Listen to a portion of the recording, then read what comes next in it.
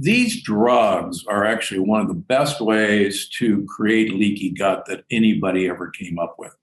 And this was known about by the drug companies when they were introduced in the 1970s. In fact, it was so well known that by law, you couldn't take these drugs for over 2 weeks period of time because they were so dangerous with that effect. Now, of course, we eat them like candy. And so anytime we produce leaky gut, we produce inflammation. And that inflammation, in turn, actually produces more pain. And if you have more pain, you'll take more of these drugs, and the cycle continues. Yeah. So one of the things that I really urge people to do is get these seemingly harmless NSAIDs, ibuprofen, Aleve, naproxen out of their medicine cabinets. The second group in the same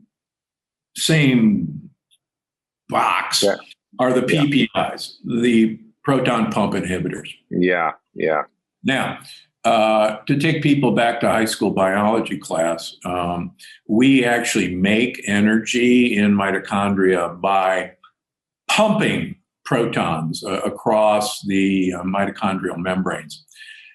When proton pump inhibitors like Nexium, like Prilosec, like Protonix came out, they were a miracle in terms of the treatment of ulcers because we had something to stop stomach acid production. But like any good idea, when we then make them easy to obtain for the treatment of heartburn, what we didn't know was that these things were not specific for the proton pumps in the stomach. They affect all proton pumps, and proton pumps are what drive mitochondrial function. And when we poison the mitochondria in our heart, and specifically poison the mitochondria in our brain with proton pump inhibitors, it's no wonder that congestive heart failure strongly correlates with proton pump inhibitors. Dementia strongly correlates with proton pump inhibitors, all for the sake of relieving heartburn.